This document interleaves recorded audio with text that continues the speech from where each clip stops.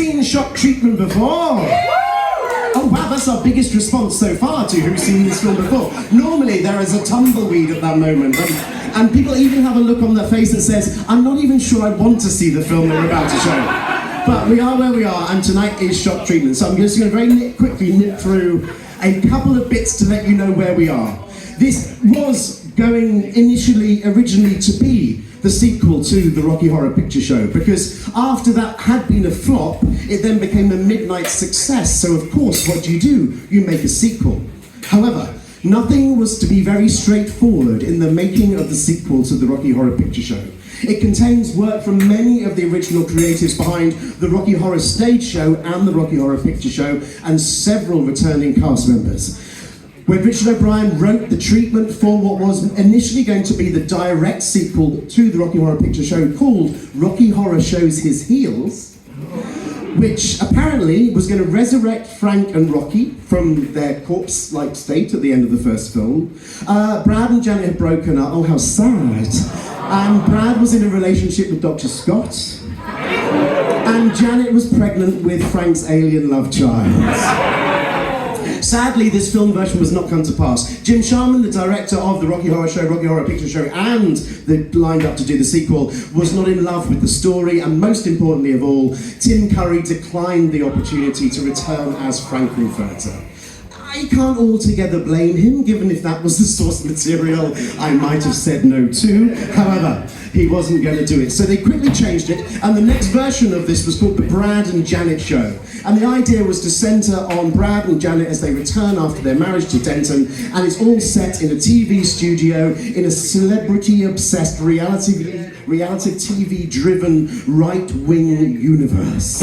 Sound familiar to anyone?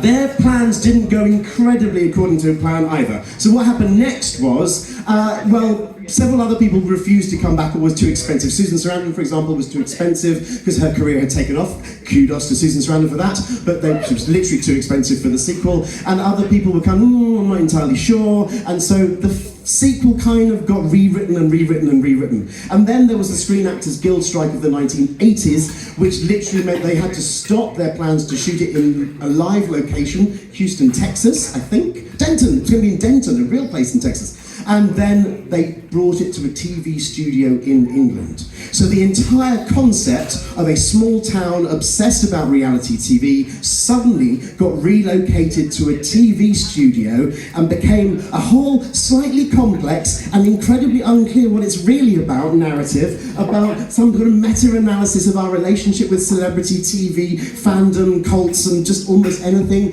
mental health. It just goes on a bit. Not that it hangs around, it's just there are so many plot points you won't know what's happening. But several things are wonderful. Richard O'Brien and Richard Hartley's music, I think, is as strong as it's ever been. Many people will say that Shock Treatment's music is even better than Rocky Horror.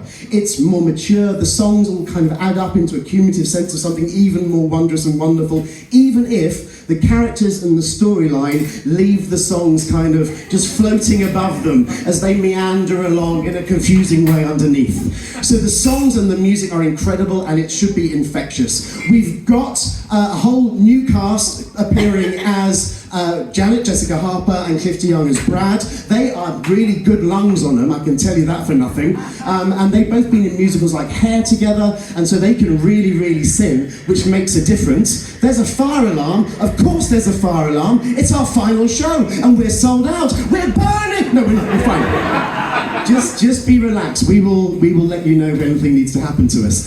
So they're there. Then you also have Richard O'Brien, Nell Campbell, Little Nell, and Patricia Quinn returning, but not in the same roles, but eerily familiar. Then we have weirdly Barry Humphries as a blind Viennese talk show host. We have Charles Gray returning not as the criminologist, but as someone else. Cliff DeYoung plays someone else. And then we have Jeremy Newson, the only other returning cast member from the Rocky Horror Picture Show in the original role that he played, Ralph Hapshat. Have you got that? Jesus. It is going to be confusing. I need to give you a polite warning before we get going. That shut you the fuck up. Shock treatment contains offensive language. It's used here to satirize the fascism in patriarchal small-town America. There are some shocking words that are going to be used, but I wouldn't share them, particularly it feels like on a day like today. I just want to let you know they're used to pierce the bullshit, not contribute to the bullshit. So that's that. The film makes very little sense, but the songs are infectious, and if you know the words, please sing along. Okay? Those are the briefing notes. So, before we go, what we thought we'd do is we just start with a little sing-along rehearsal. So you should have in your laps the lyrics to Science Fiction Double Feature or Somewhere Near You, and I'm going to get my friend James up on the stage to come and serenade you. Have you got that? Good. James, come and join us, my darling.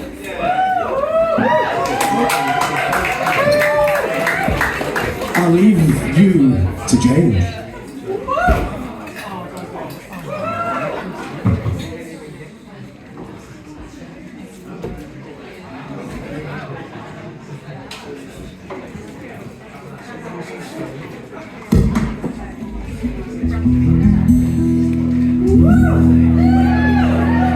I'm going to put the microphone up a little bit, Richard.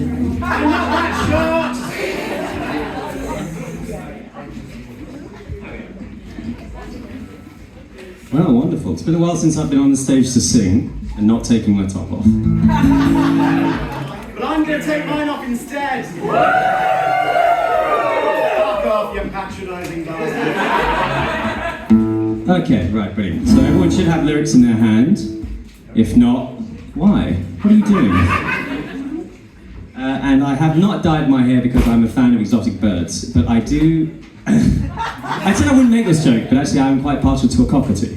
Thank you very much.